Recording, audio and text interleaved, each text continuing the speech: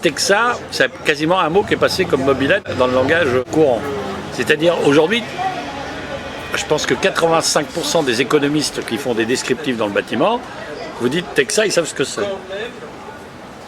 Alors, ils savent ce que c'est plus ou moins. C'est-à-dire que c'est contrairement à la mobilette, c'était motobécane, mais ce qui était passé dedans, c'était l'objet, c'est-à-dire comme c'était la définition d'un objet particulier d'une marque. Là, par contre, Texa est passé comme un objet alors qu'il est une marque. Un des produits est passé dans le langage courant, mais avec le nom de marque global et non pas avec le nom du produit. Vibrasto, les gens ne savent pas ce que c'est. Enfin, c'est les initiés, ça.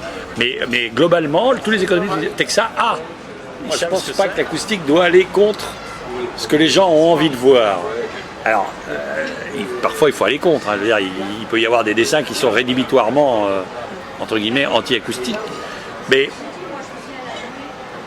par l'échange, je pense qu'on peut aboutir à une solution qui satisfasse à la fois les envies que veulent l'architecte, le maître d'ouvrage, ce qu'ils veulent montrer, et que ça sonne normalement. C'est-à-dire qu'en clair, on l'oublie, le traitement. On l'oublie. On ne remarque pas ça comme un traitement acoustique, on remarque ça comme un traitement. Enfin, on ne le remarque pas parce qu'on a un traitement, on s'entend dans une salle de réunion, on s'entend aux deux bouts de la table, tout va bien, et on n'a pas l'impression que quelqu'un est venu nous poser une espèce de gros plafond avec des 600-600, bon, la fameuse caricature, et que voilà, voilà, c'est ça, oui, mais on n'a pas le choix que de faire ça. Donc l'intérêt de Texa, c'est d'être, enfin pour moi en tout cas, c'est dans certains cas d'apporter la réponse à une intégration que ne permettraient pas d'autres matériaux, ou assez peu de familles de matériaux. Bon, alors un exemple, il y avait dans l'ancienne dock, puisque vous avez travaillé sur l'ancienne dock, il y avait un plafond, la sous-face d'une voûte, qui vue de dessous ressemblait à des quartiers d'orange coupés comme ça, dans lequel vous aviez un absorbant acoustique. C'était une salle c'est toujours une salle de l'heure du conte dans une médiathèque. Donc la fonction, c'est tout simplement quand on présente un conte à des enfants qui comprennent bien. Bon, une voûte, c'est une forme anti-acoustique. Enfin, c'est pas anti-acoustique, ça a des propriétés acoustiques remarquables, c'est que ça focalise. C'est-à-dire que si vous mettez là, vous allez entendre 4 fois à certains points de focale le message transmis, puis autour, vous n'entendez rien. Donc, puisque l'architecte avait vraiment envie de faire une voûte, il y a des endroits où dans des salles de musique, on aurait interdit de faire une voûte comme ça parce que ça ne peut pas marcher. Mais dans ce cas-là, pourquoi l'interdire de faire une voûte? Par échange, on a pu trouver une solution, et c'était celle-là.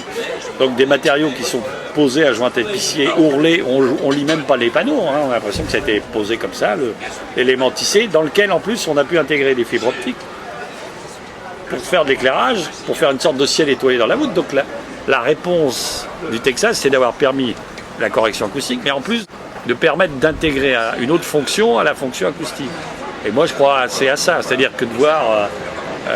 je crois à ça, et je pense qu'à chaque fois qu'on peut faire quelque chose qui intègre plusieurs fonctions sans que ça apparaisse comme... ça peut être un choix, si on peut dire, voilà, à contrario, je mis ça à un matériau acoustique et je veux le montrer. Mais là, ce n'était pas le cas. Donc là, la réponse, il n'y a pas de réponse universelle, mais je pense que ça, c'est une bonne réponse.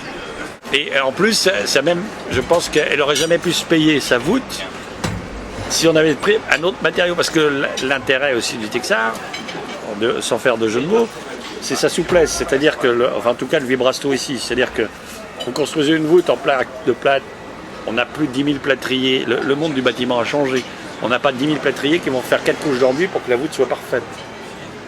Aujourd'hui on fait des voûtes en plaques de plâtre qu'on découpe, on trempe des plaques, on les mouille, on les asperge, on prend un gabarit, on la fait, c'est comme ça. Bon, donc l'aspect fini, il est ce qu'il est, le matériau Texa, en plus de la propriété acoustique et d'intégrer, il a permis de passer les fibres optiques, il a aussi permis d'avoir un fini qui soit très très bien. Donc il y a même une troisième fonction, qui est une fonction incidence, une conséquence plutôt, mais qui a son intérêt là. Donc c'est un matériau qui se prête bien à la réflexion, enfin au sens... alors qu'il est absorbant à la réflexion intellectuelle. On n'a pas fait exprès. Non, je vous jure, je n'ai pas fait exprès. Mais voilà, bon après, mettre du plafond 600-600, je sais faire, hein, je prends la note de calcul, je sais faire comme tout le monde. Non, mais je le fais aussi des fois. Je ne suis pas en train de dire que je suis un être exceptionnel. Dit simplement, de temps en temps, intellectuellement, c'est quand même bien d'avoir en se disant, bon tiens là on a fait ça, au moins, c'est pas comme d'habitude et puis c'est bien pour tout le monde. Ou des fois c'est pas bien pour tout le monde, hein. Ça arrive qu'il y en a qui se disent bon finalement on a vachement eu tort de faire ça. Ça arrive, mais au moins il s'est passé quelque chose.